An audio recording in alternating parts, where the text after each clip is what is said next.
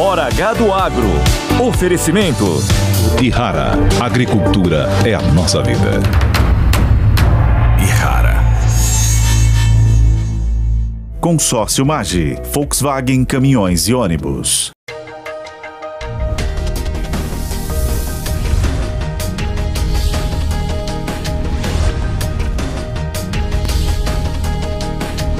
Hora H do Agro, com Kellen Severo.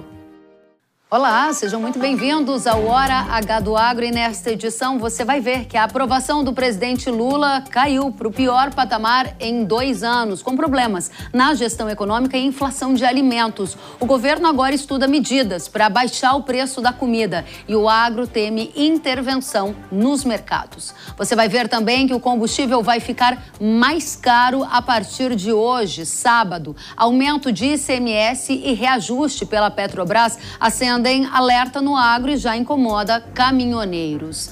Banco Central eleva a taxa de juros para mais de 13% ao ano no Brasil e novas altas seguem no radar.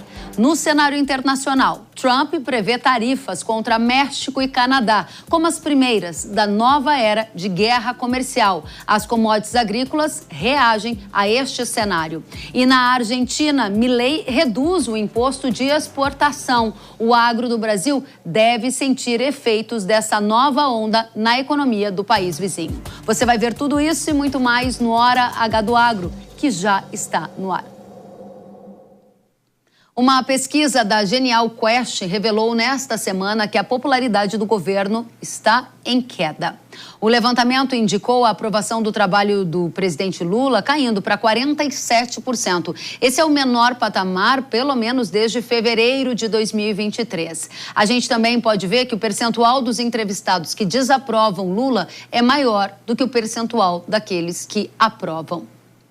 Uma outra pesquisa, também divulgada nesta semana, desta vez pelo Poder Data, revelou um cenário mais desafiador para o governo. Apenas 42% dos entrevistados declararam aprovar a gestão petista, menor aprovação desde o início do mandato.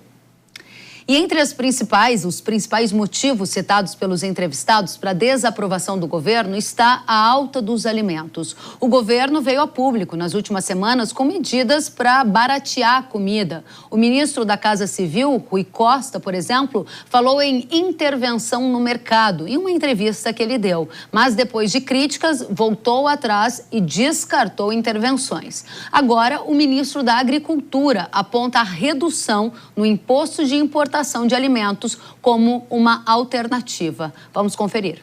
Não é uma medida para importar alimento, para afrontar a agropecuária brasileira de jeito nenhum.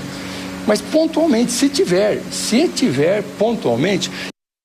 Se tiver pontualmente, disse o ministro da Agricultura, Carlos Fávaro. A taxação das exportações é outra medida, só que agora ela está sendo defendida por integrantes do Partido dos Trabalhadores junto ao governo. Isso foi o que revelou uma reportagem da Folha de São Paulo. Segundo o partido, seria a única medida com potencial de reduzir rapidamente o preço dos alimentos, ou seja, taxar as exportações é o que defende o PT. A reportagem também diz que o ministro do Desenvolvimento Agrário, Paulo Teixeira, afirmou que a proposta não teria chance de prosperar. O presidente Lula disse em entrevista que não vai colocar helicópteros para vigiar fazendas e nem vai tomar medidas extremas para reduzir o preço dos alimentos. Vamos ver. Faço questão de dizer para vocês, eu não tomarei nenhuma medida daquelas que são bravata, sabe? Eu não farei cota, eu não coloquei helicóptero para viajar a fazenda e prender boi como foi feito no tempo do Plano Cruzado, eu não vou estabelecer nada que possa significar o surgimento de mercado paralelo. Vamos saber, então, quais medidas o governo pode tomar, porque ele está mirando na inflação do alimento, mas ele pode acertar no agro. A gente convidou o Alan Gani, que é economista e comentarista da Jovem Pan, para essa análise. Seja muito bem-vindo, Gani. Olá, Kellen, é sempre um prazer falar contigo e com toda a audiência da Jovem Pan. Muito obrigada. Gani, o governo está focado no preço da comida como uma saída para tentar melhorar a popularidade que está em queda. Se o preço da comida cair, a popularidade volta a subir ou não é tão simples como isso? Olha, não é tão simples como isso, porque não é só um processo de inflação de alimentos que tem penalizado a popularidade do governo. É claro que isso pesa bastante, mas há também inflação de serviços, né? Então, sei lá, dentista, médico, cabeleireiro, escola, tudo isso são serviços, né? Além do que também tem todo um aspecto de segurança pública no país, mas evidentemente que um pedaço dessa impopularidade, agora maior, né, do que a popularidade, se atribui sim de fato à inflação de alimentos. Bom, essa inflação de alimentos é onde está a atenção do governo. Agora, vale a pena a gente olhar com mais detalhes e quero saber o que você acha sobre os gastos do governo, porque quanto mais se gasta, mais se aumenta a inflação. E o governo, inclusive, na presença do presidente Lula, ou seja, na pessoa de Lula, disse que o ajuste fiscal não é necessariamente uma prioridade. Será que olhar para a inflação de alimentos não é ser míope em relação a qual o problema principal na gestão econômica do país hoje? Ellen, você tocou num ponto crucial, porque a inflação que está sendo gerada hoje no país, ela está muito ligada à questão fiscal. O Banco Central não reconhece isso publicamente nos seus comunicados, isso mesmo com Campos Neto, mas de uma maneira indireta, lendo bem ali nas entrelinhas do comunicado, a gente, juntando as partes, a gente conclui que a inflação está muito ligada à parte fiscal. Por que eu digo isso? Porque o governo ele tem buscado o crescimento econômico através do aumento do gasto público. É aquilo que a gente chama de impulso fiscal. Então, o que seria isso? Isenções fiscais, aumento do próprio gasto, como obras, políticas de transferência de rendas para classes que vão consumir mais, subsídios, enfim. Então, tudo isso, todo este pacote induz a demanda agregada do país, né? Aumenta essa demanda agregada do país de uma maneira artificial. E aí a demanda cresce acima da capacidade de oferta do país, de produção, que basicamente ela no curto prazo está dada, né? Você não consegue aumentar a infraestrutura da noite para o dia. Então isso ocasiona o quê? Pressão nos preços. Além disso, o gasto público piora, né? O endividamento, eleva o risco e tudo isso vai para preço. Vai para preço do dólar, porque o investidor fica com medo. Ele fala, opa, peraí, está aumentando a probabilidade, né, de calote da dívida pública. Não digo agora, mas aumentou o risco, aumentou essa probabilidade. Corro para uma moeda forte, corro para o dólar, aumenta o preço do dólar. Só que quando sobe o dólar, pega em toda a cadeia produtiva do agronegócio. O fertilizante ficou mais caro, uma matéria-prima, um insumo ficou mais caro, um equipamento, etc. Isso é repassado, evidentemente, no preço e aí encarece o alimento. Portanto, o governo tem a sua parte de culpa, sim, nessa inflação de alimentos, dado o elevado gasto público ligado aí a uma fraqueza do ponto de vista fiscal. Bem, dentro desse contexto que você coloca o câmbio, né, a desvalorização do câmbio como um dos fatores que leva a inflação para um patamar mais alto e corrói o poder de renda da população, há uma tentativa do governo de endereçar um problema que hoje ele está chamando a atenção para a inflação dos alimentos. Ao tentar baratear o preço da comida, o governo pode acertar em cheio na competitividade do agro? Em outras palavras, aprovar alguma medida, como a defendida pelo PT, por exemplo, de taxar as exportações agrícolas?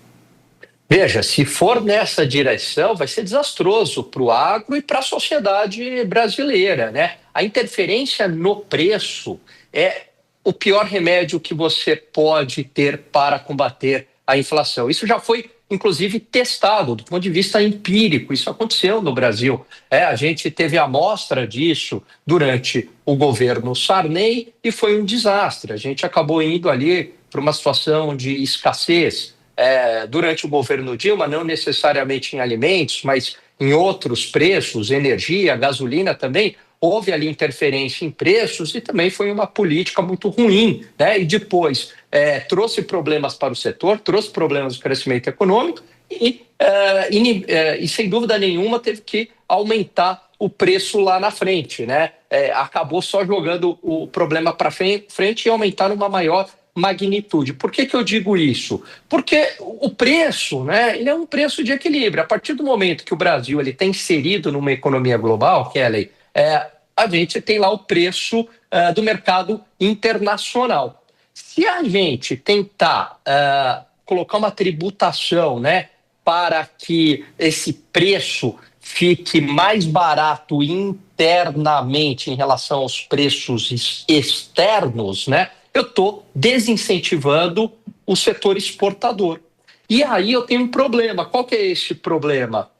Ao desincentivar esse setor exportador, talvez caia a produção, caia a oferta, né? E com menos oferta, o que acontece? O preço sobe. Além do que, desincentivando também o setor do agronegócio, você gera menos renda, você gera menos emprego, você gera menos arrecadação para o governo. Então você tem que deixar o preço flutuar. Da mesma maneira que o preço de exportação é mais elevado, ele pode encarecer alguns produtos aqui, é verdade, mas a gente, consumidor, a gente também é importador, né? A gente também é beneficiado por uma série de produtos importados. E no agregado, o setor com preços competitivos na exportação traz negócios para o país, traz desenvolvimento econômico. Pelo menos é o que diz a teoria econômica. Perfeito. Para a gente fechar, Gani, o ministro da Agricultura disse que é uma opção eventual reduzir imposto de importação. De maneira seletiva, isso causaria que tipo de efeito? Por exemplo,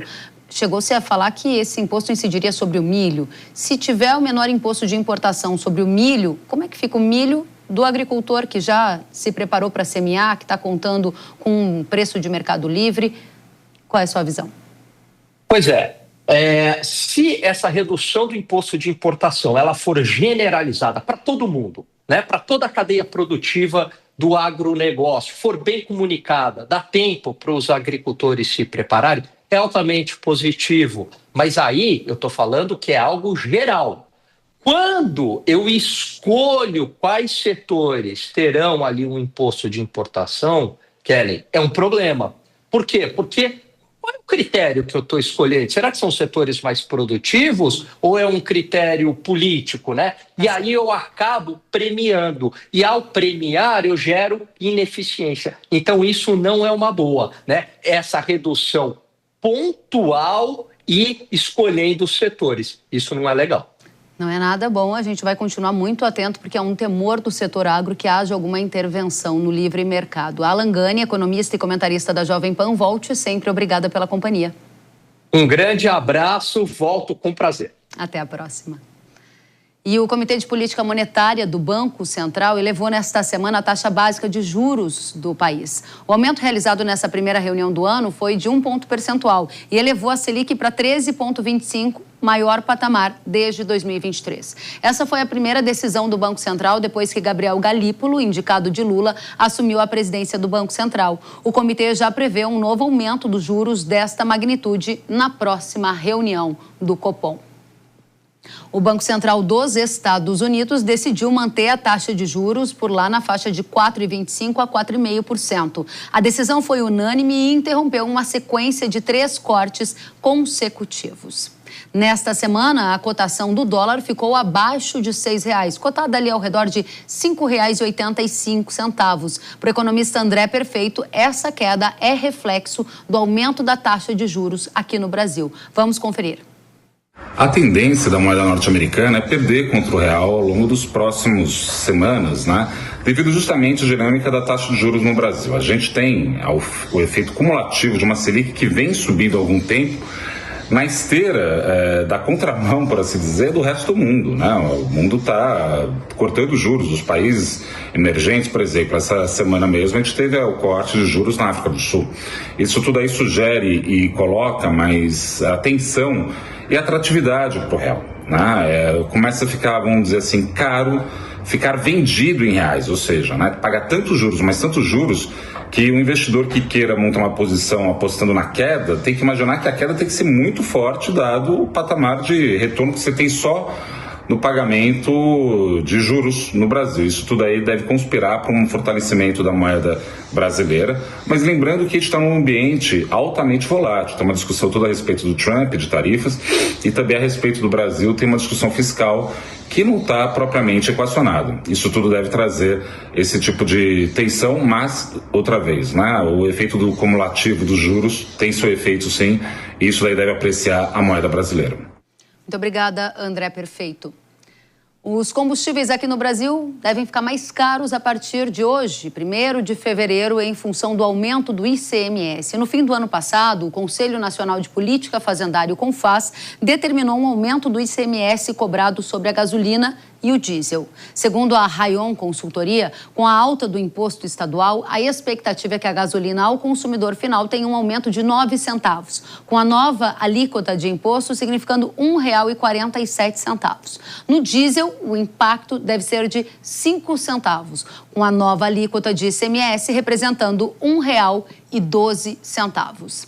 Neste sábado, também vai começar a valer um reajuste de preços do óleo diesel. A Petrobras anunciou uma alta do combustível em 22 centavos por litro nas refinarias. Vai lembrar que no ano passado a Petrobras não realizou a alta de preços para o diesel, que estava defasado em relação ao mercado internacional. Em entrevista nesta semana, o ministro de Minas e Energia, Alexandre Silveira, disse que a estatal não vai fazer nenhum tipo de peripécia em relação ao preço dos combustíveis.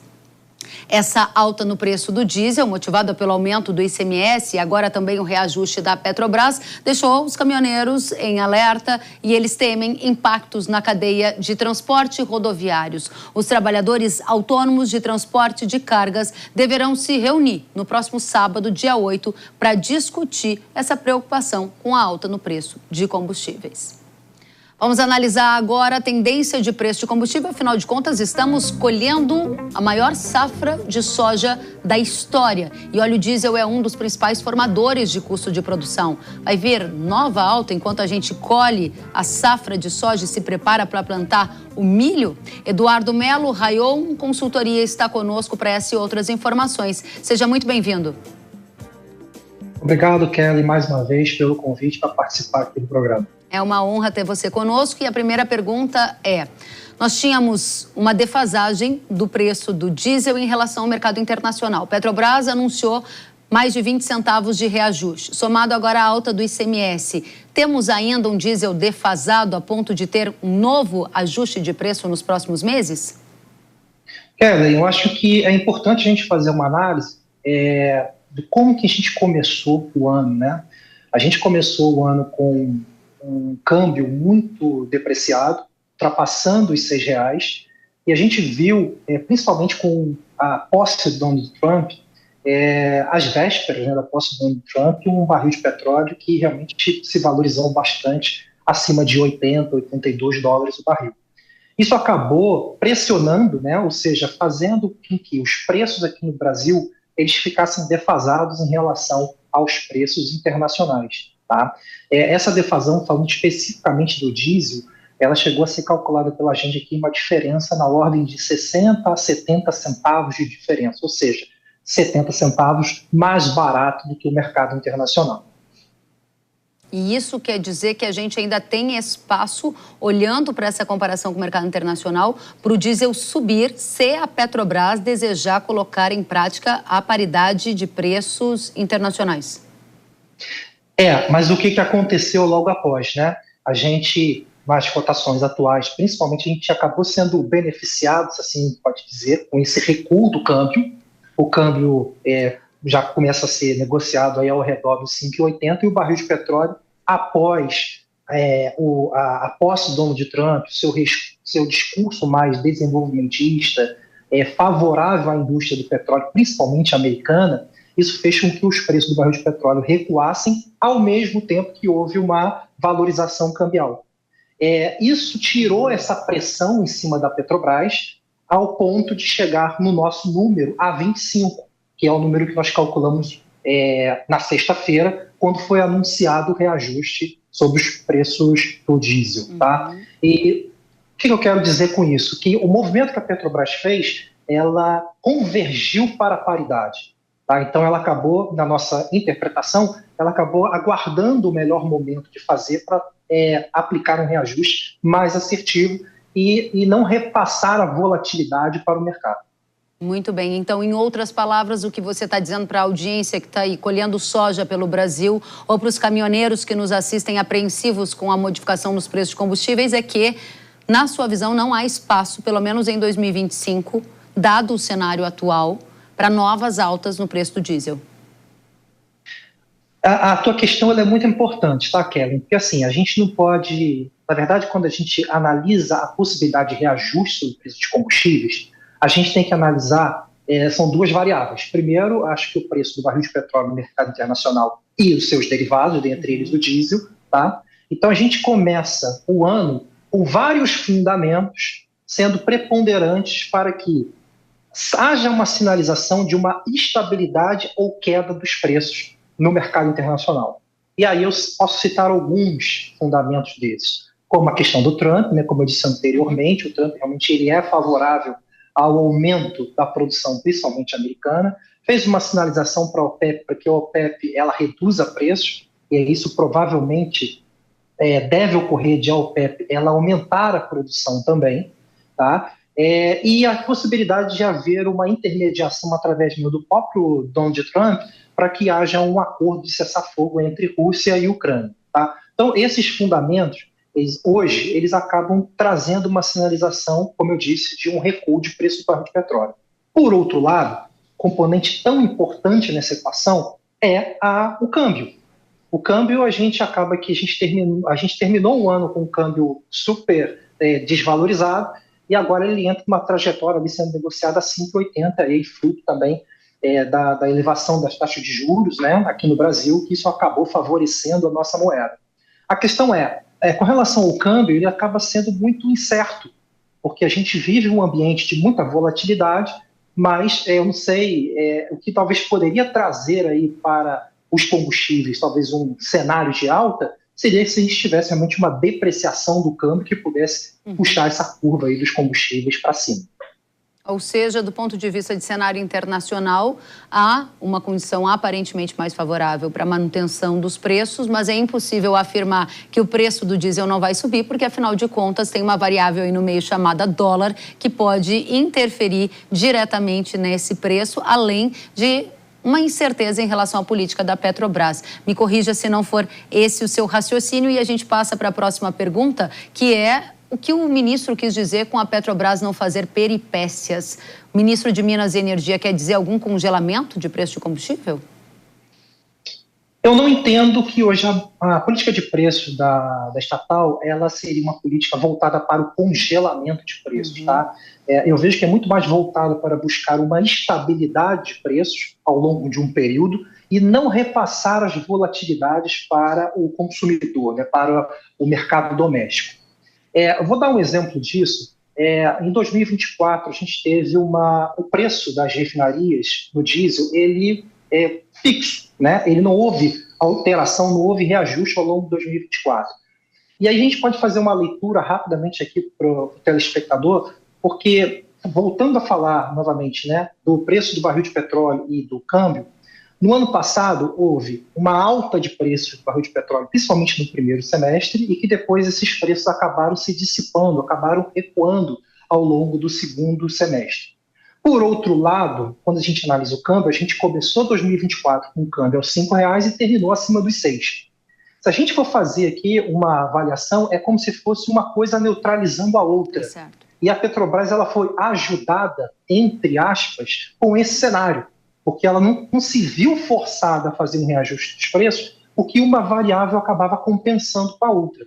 Então, eu não vejo isso como uma prática de congelamento de preços, até porque, se a Petrobras fizesse isso, eu entendo que seria uma decisão desastrosa.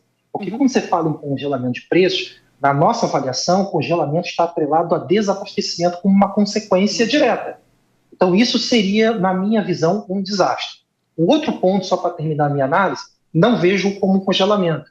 Há exemplo do próprio reajuste aplicado na sexta-feira, que, na nossa avaliação, ela converge para a paridade de preços. Então, assim, ela não segue ali fielmente, digamos assim, né, a paridade. mas ela, em algum momento, ela busca também não abandonar, não se descolar do que está acontecendo no mercado internacional. Muito claro. Eduardo Melo, sócio-diretor da Rayon Consultoria, obrigada por estar conosco. Volte sempre. Muito obrigado, é um prazer sempre estar com você aqui, com o público telespectador. Obrigada, até a próxima. E depois do intervalo, você vai ver as tarifas contra México e Canadá, que devem ser as primeiras da nova guerra comercial de Donald Trump.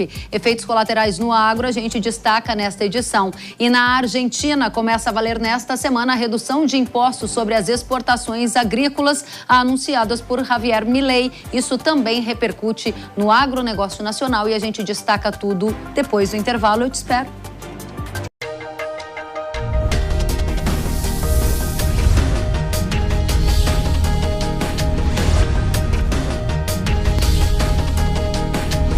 Hora H do Agro, com Kellen Severo.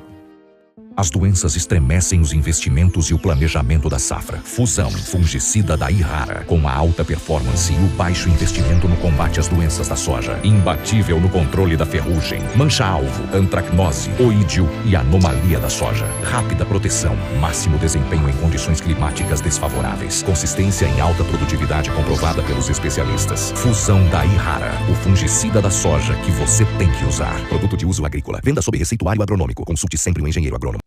Para quem quer investir no campo, confiança é essencial. Há 45 anos, o consórcio nacional Massey Ferguson é o consórcio oficial de fábrica com qualidade e segurança para o produtor rural. Com um sistema digital autorizado pelo Banco Central, garantimos o melhor para seu investimento. Consórcio Nacional Massey Ferguson. Invista no seu amanhã hoje.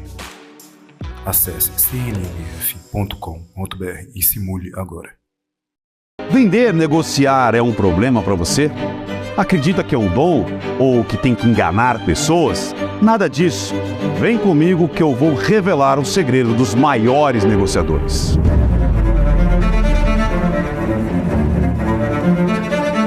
Com o meu curso Engenharia da Persuasão, você vai se tornar um grande vendedor.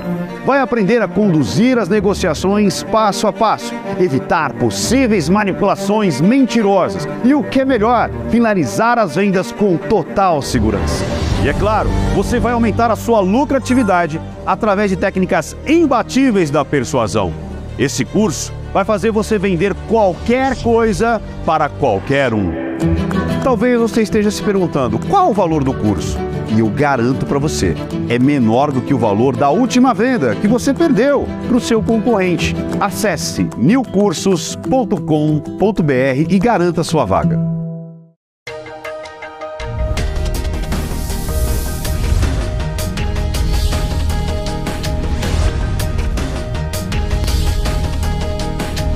Hora H do Agro, com Kellen Severo.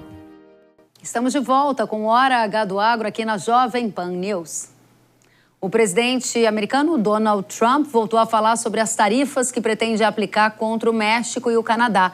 A taxação, que segundo o republicano pode ou não aumentar com o tempo, é uma forma de tentar impedir que imigrantes ilegais e remessas de fentanil cruzem as fronteiras para os Estados Unidos. Vai lembrar que na última semana o Trump citou tarifar, os dois países dos vizinhos dos Estados Unidos em 25%. Ele ainda avalia se essas taxações irão ou não incidir, por exemplo, sobre o petróleo canadense e mexicano. Sobre a China, Trump disse que estava considerando novas tarifas sobre os produtos do país de Xi Jinping. Vamos saber o que vem por aí com Adriano Gianturco, coordenador do curso de Relações Internacionais do IBMEC. Gianturco, seja muito bem-vindo. E Trump vai começar a nova era de guerra comercial por Canadá e México? Qual é a sua visão? Olá a todos, obrigado pelo convite. Assim parece, né? É importante lembrar que, do ponto de vista econômico, realmente as tarifas são um jogo de soma nula ou até negativa, acabam prejudicando todo mundo. Os economistas, especialmente os economistas da equipe do Trump, sabem disso.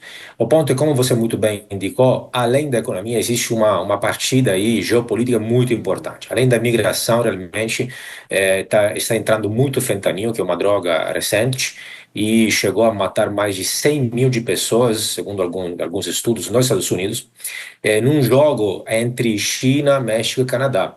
não seria a primeira vez se tratasse de uma tentativa de desestabilização, como aconteceu nos anos 80, 90, por exemplo, com a cocaína entrando via Colômbia e Cuba. Agora está acontecendo desta forma. Então, tudo indica que ele quer usar essas tarifas para forçar México e Canadá a controlar mais as fronteiras para que não entre nos Estados Unidos fentanil.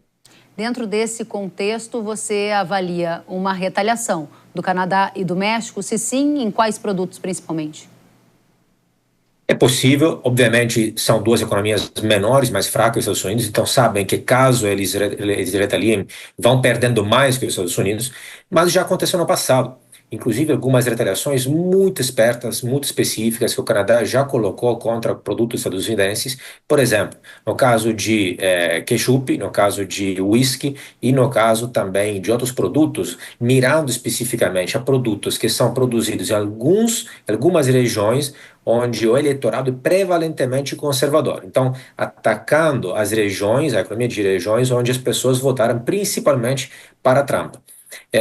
Visto que pode ser feito dessa forma, é importante notar que, obviamente, pode ser só um jogo de barganha, de negociação.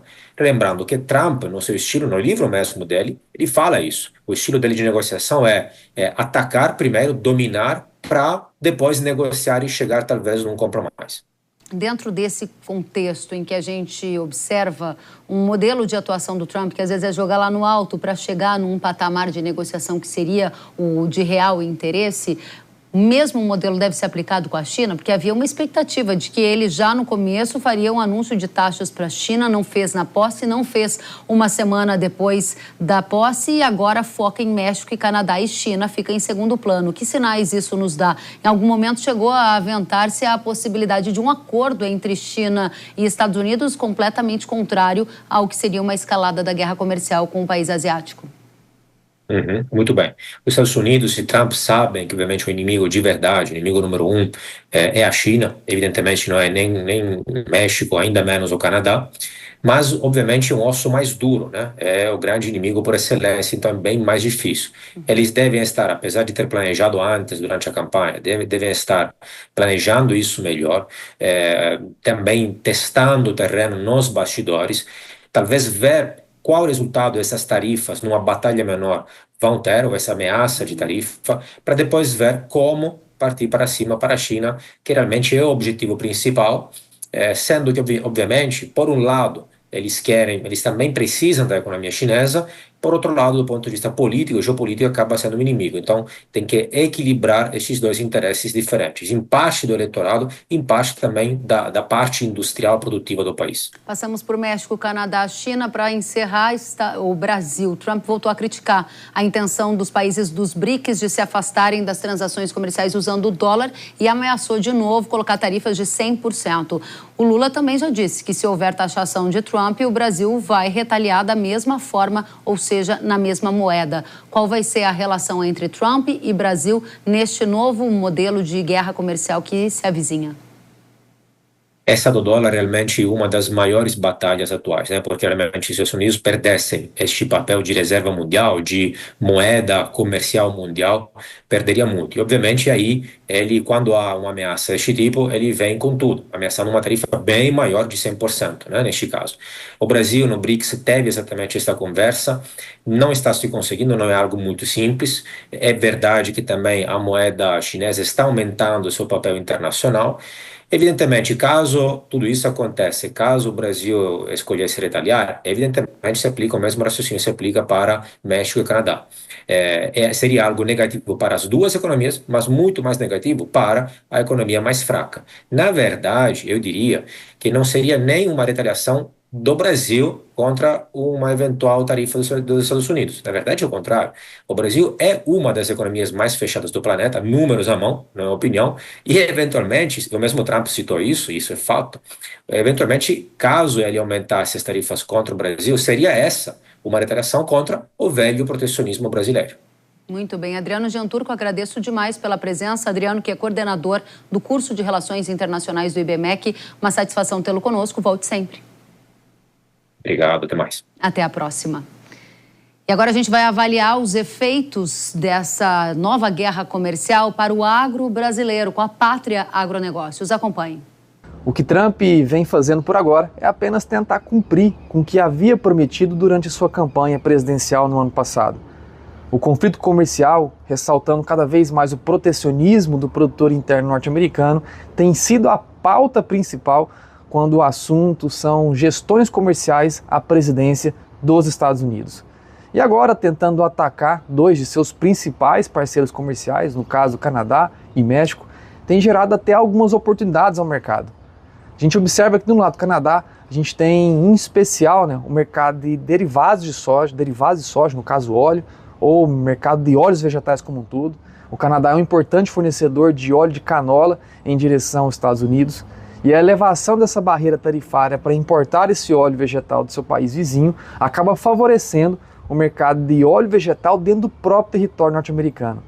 A gente vê, como nessa última sexta-feira, os preços do óleo da soja na Bolsa de Chicago subindo vertiginosamente nessa expectativa com que a demanda local crie esse aquecimento, caso Trump continue a seguir adiante com suas promessas de campanha.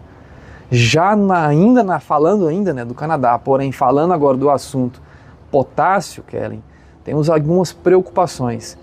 O outro grande potencial fornecedor em grande escala de potássio no planeta seria a Rússia, que vem sofrendo sanções econômicas do governo passado, de Biden, que até hoje se arrastam por conta do conflito no leste europeu da Rússia e Ucrânia. A ausência ou a falta do KCL canadense entrando em vias norte-americanas e estadunidenses pode sim gerar algum desconforto ou um desequilíbrio nas aquisições dos produtores rurais que vão buscar a fonte potássica no país vizinho, Canadá. Nós não acreditamos que hoje, no atual cenário, Trump consiga reajustar a compra de novo KCL, voltando para uma nova origem, que não seja canadense, eventualmente buscando a Rússia. Acreditamos que na via das importações de fertilizantes, Trump deve sofrer alguns recuos ou novas medidas específicas para esses produtos de alta dependência. Quando o assunto é México, vale lembrar que os mexicanos tomaram quase 40% de toda a exportação estadunidense de milho. A ausência das novas compras mexicanas do milho norte-americano gera sim preocupação ao produtor de milho neste ano em território estadunidense. Porém, a nós aqui no Brasil, assim como ocorreu há 2 anos atrás, ali em meados de agosto até outubro de 2023, aonde o milho brasileiro, por excedente produtivo, conseguiu ser competitivo para a exportação em destino a México, neste ciclo safra, caso o Trump continue avançando com os conflitos comerciais com seus 2 vizinhos, tanto o Canadá quanto o México, poderemos ser sim beneficiados aqui no Brasil em manter essa linha de escoamento do nosso cereal em direção também ao México, um dos maiores consumidores do milho no planeta. Obrigada, Pátria Agronegócio, pelas informações. E começou a valer nesta semana a redução do imposto sobre exportação de produtos agrícolas na Argentina. A medida, que foi anunciada pela equipe do governo do país vizinho, faz parte das principais promessas de campanha de Javier Milei para o setor agropecuário. Em coletiva de imprensa, o ministro da Economia, o secretário de Agricultura e o secretário da Indústria e Comércio de Milei ressaltaram a atual situação do campo, que enfrenta tempo seco, queda no preço das commodities, e disseram que a medida se trata de um sinal aos agricultores. Nesta tela, você acompanha a lista de produtos do agro que vão ter a redução no imposto de exportação até o dia 30 de junho. A soja terá redução de 33% para 26%. O farelo e o óleo de soja, o imposto cairá de 31% para 24,5%. Produtos como milho, trigo, sorgo e cevada terão redução de 12% para 9,5%. O girassol, de 7,5% para 5,5%. Vale destacar que Milei zerou de forma permanente o imposto sobre exportação de produto agro de economias regionais. E agora, mais recentemente, a gente teve um anúncio também da redução da taxa de juros na Argentina. Vamos analisar a macroeconomia, a economia agrícola da Argentina e os impactos para o agro brasileiro. Recebemos para essa conversa Gustavo Segré, comentarista da Jovem Pan. Seja bem-vindo, Segré. Muito obrigado, é um prazer estar aqui com vocês. Obrigada, e recebemos também Eduardo Vanin, analista da Agrinvest Commodities. Seja muito bem-vindo, Vanin. Tudo bem, Kellen? Como é que tá? Muito bem.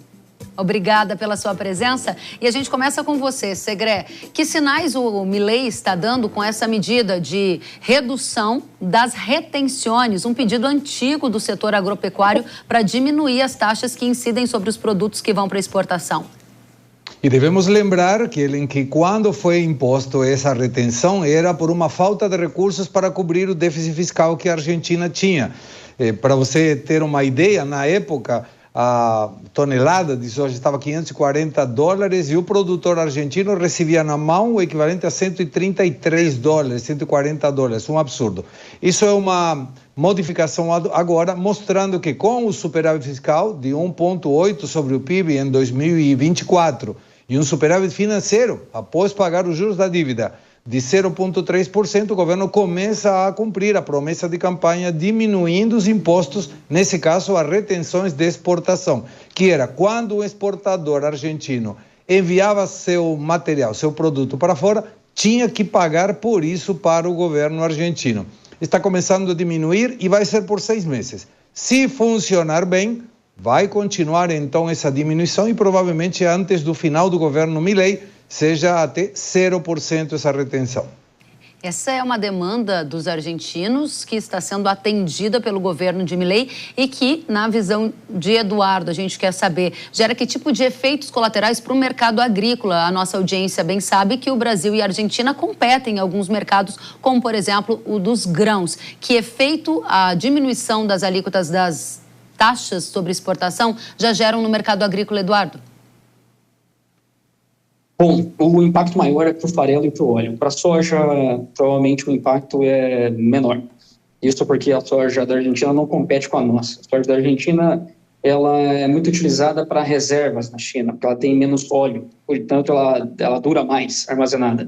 Ela vai concorrer com a soja americana, principalmente a soja embarcada pelo PNW, Portos do Pacífico. Então, para nós, para o Brasil e para os Estados Unidos, não é um bom negócio quando a gente pensa em indústrias. É mais concorrência no farelo e no óleo, porque a ideia é aumentar o farmer selling, que é a comercialização, incentivar o produtor a vender mais. Isso já tem algum tipo de impacto indireto na formação do preço e atinge a competitividade do agro nacional, do agro brasileiro, de alguma forma, Vanin? Temos uma concorrência maior. Os prêmios na Argentina, no FOB, Rosário, já começaram a cair para o óleo e para o farelo. Portanto, você tem uma pressão negativa sobre as margens de esmagamento. A margem no Brasil ainda está boa, mas se continuar caindo o preço, o flat price do farelo e do óleo, a margem vai piorando. Inclusive nos Estados Unidos.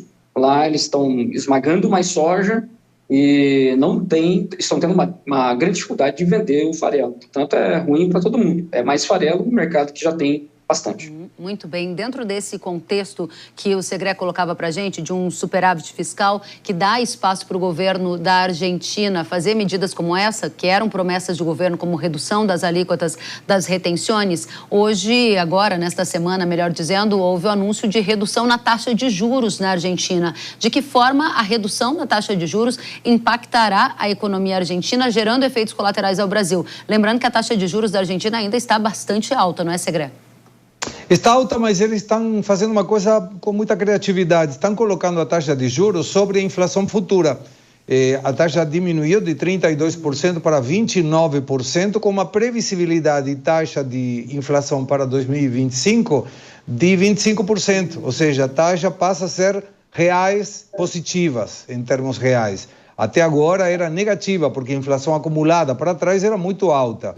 Isso coloca uma situação interessante, que é tentar conter, de alguma forma e muito moderadamente, a atividade econômica para 2025 para controlar a taxa de inflação que calculamos até junho deve estar em torno de 1% por mês. Considerando em dezembro de 2023, 25,5% por mês, a queda é realmente macabra para a inflação e muito boa para a população. Muito bem, interessante essa visão de futuro. E aí, Vaninha, eu te convido a fazer essa análise junto conosco, especialmente para o mercado agrícola, porque muitos dos agricultores, agropecuaristas do Brasil tomam muitas decisões já para 26 e assim por diante, vendendo antecipadamente sua safra. A gente vê uma retirada parcial, ou seja, uma diminuição parcial dos impostos que incidem sobre a exportação da Argentina e um horizonte econômico de melhoria, o que poderia abrir espaço para essa taxa chegar a zero, como há pouco nos disse o Segré.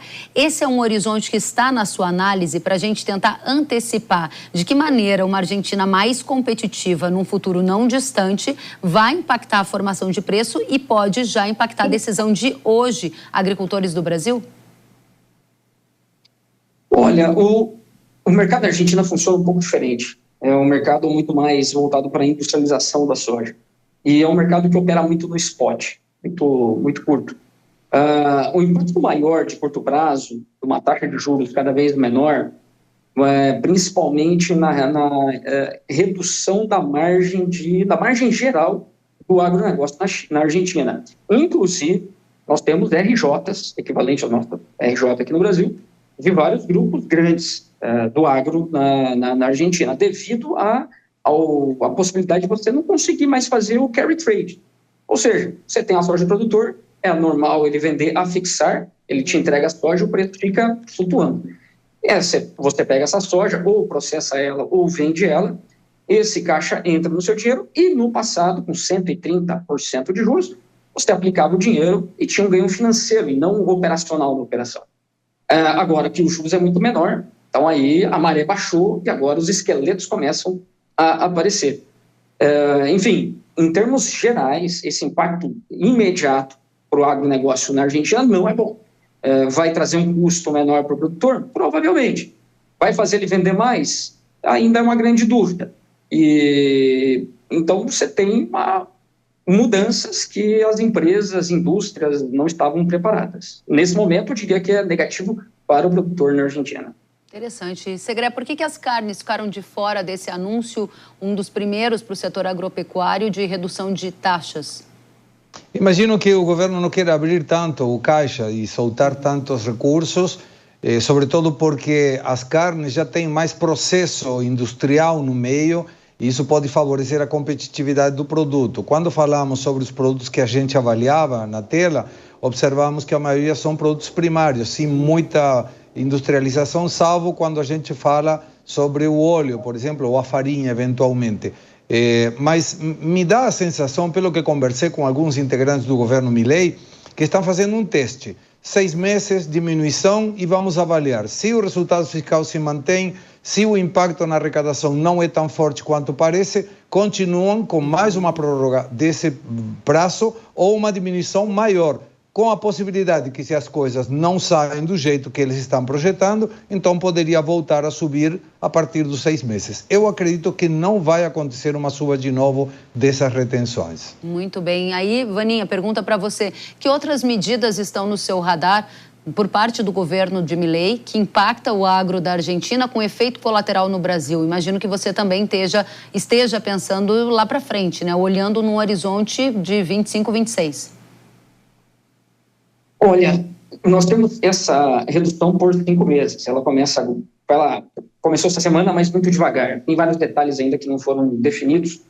E vai começar para valer, imagino que agora, semana que vem, em fevereiro. Então, nós vamos ter fevereiro, março, abril, maio, junho. Então, nós temos 5 meses de medida.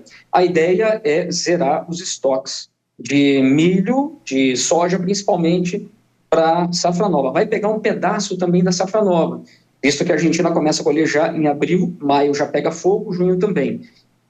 Eu imagino que o governo quer fazer um caixa maior, até porque a safra não vai ser cheia esse ano, devido ao clima da Argentina que não está bom, e para a tentativa, que eu me lembro muito bem, que era de unificar o câmbio, ter um câmbio só. Para isso precisa de reservas. Enfim, é uma medida para testar o sistema?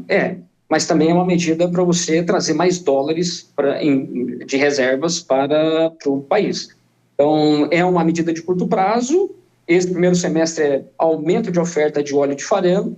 Segundo semestre, dependendo do tamanho da safra na Argentina, que vai ser menor, pode daí não ter tanta pressão assim. Então, o agro na Argentina está se adaptando. E, enfim, foram anos em que o produtor foi muito penalizado. O impacto que poderia gerar para o Brasil, de longo prazo, seria uma Argentina voltar a investir mais. Área, sementes. Na Argentina, por exemplo, os produtores não plantam sementes igual aqui no Brasil, que nós temos genética muito bem trabalhada. Lá é normal bolsa branca, que é uma semente que você não sabe de onde veio. Isso tudo devido a essa penalização que o produtor sofre bastante, que é as retenções. 1/3 do valor da soja fica de cara sobre o valor FOB em termos de impostos. Então, é bastante pesado. Tudo bem que o custo de produção na Argentina é menor do que aqui no Brasil, mas, enfim, isso, se a gente pegar o parque de máquinas na Argentina, é muito mais velho do que no Brasil. Isso mostra que o produtor tem investido cada vez menos. Também dá esse horizonte de oportunidades que você coloca, né? De renovação também da indústria, de incentivo a investimentos, novas tecnologias. Para a gente amarrar a nossa conversa, Segré, a gente tem observado essas mudanças para o ano de 2025 com a chegada de Donald Trump nos Estados Unidos e um alinhamento político e ideológico com o Milei, diferente do que acontece com Lula. De que maneira isso pode colaborar para o estreitamento da relação entre a Argentina e Estados Unidos e gerar algum efeito colateral para a economia brasileira, na sua percepção? Bom, do ponto de vista dessas imitações, o Milei já anunciou que vai colocar uma cerca na fronteira com a Bolívia e muito provavelmente outra cerca na fronteira com o Brasil, na província, o estado de Misiones. Não é muro, a Argentina tem menos recursos que os Estados Unidos, então é cerca com alambre farpado na parte de cima, mas não é muro. Claro, a Argentina quer fazer um acordo bilateral com os Estados Unidos, está focado com isso, ameaçou retirar a Argentina dentro do Mercosul, que acredito que não chegará a acontecer se o Mercosul pode negociar uma retração para uma zona de livre comércio, mas fica muito claro que ideologicamente o Milei quer se colocar como se fosse uma filial ideológica do Trump aqui na América Latina, e isso colide de frente com a política brasileira. Nos resultados fiscais, que são políticas, uma retração e outra expansionista da questão fiscal e monetária, obviamente os resultados teremos que esperar. Eu acredito mais naquele que cuida do recurso público, nesse momento a Argentina. Muito bem. E aí, para você, Vaninha, a pergunta: se esse acordo bilateral entre a Argentina e Estados Unidos sair do papel e essa aliança entre Trump e Milei ficar, de fato, mais azeitada, qual o impacto que o agro do Brasil passará a ter? Olha, o impacto eu já sinto aqui. Essas férias, por exemplo, muitos argentinos. A Argentina está ficando cara. Esse é o primeiro impacto. O câmbio lá está valorizando e é uma economia dolarizada ainda. Eu acho que isso torna a coisa muito pesada.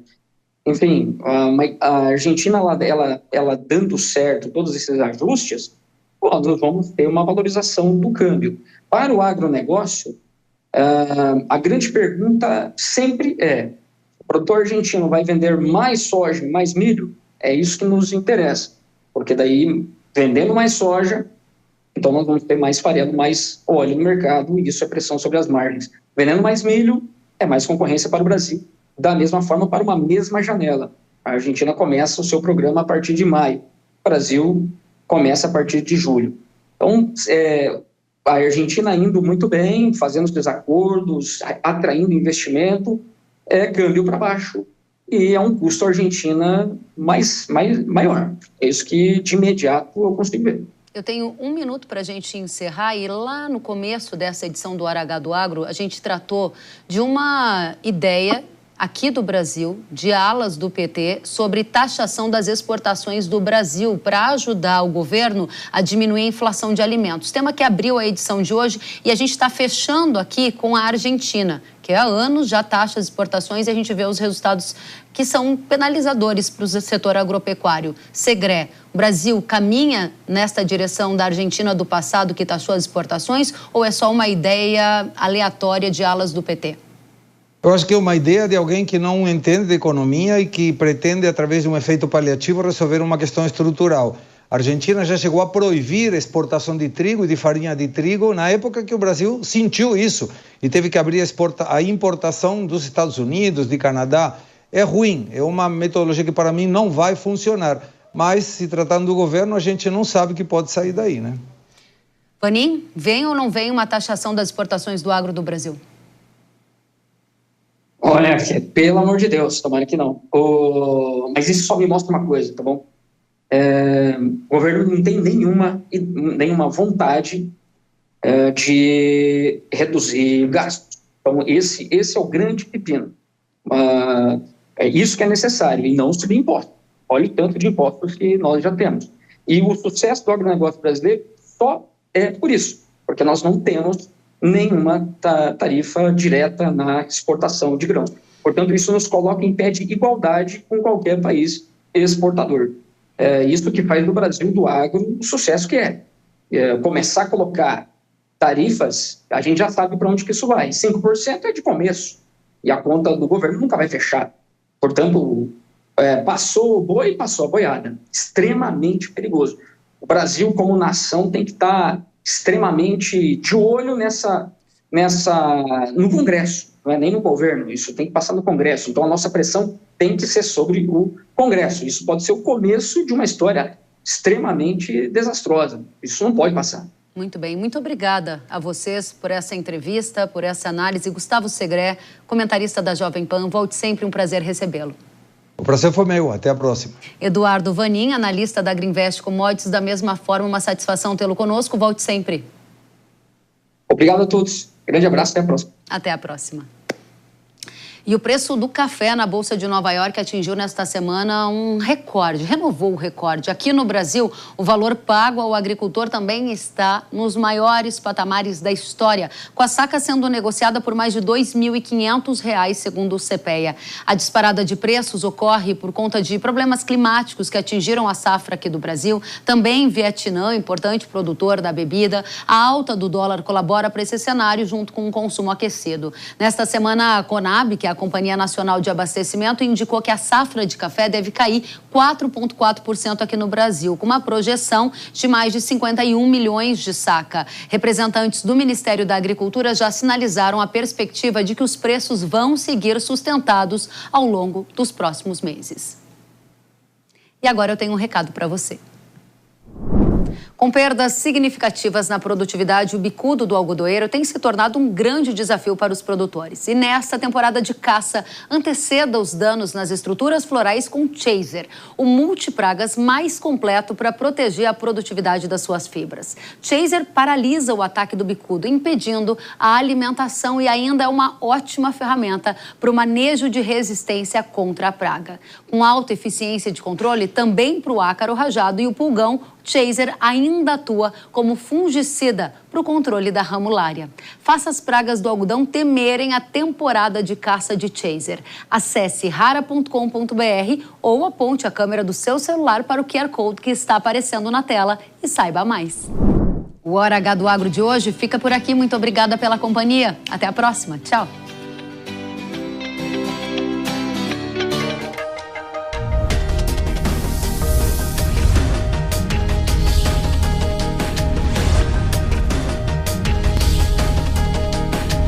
Hora H do Agro, com Kellen Severo. Hora H do Agro. Oferecimento. Ihara. Agricultura é a nossa vida. Ihara. Consórcio Magi, Volkswagen Caminhões e Ônibus. A opinião dos nossos comentaristas não reflete necessariamente a opinião do Grupo Jovem Pan de Comunicação. Realização Jovem Pan News.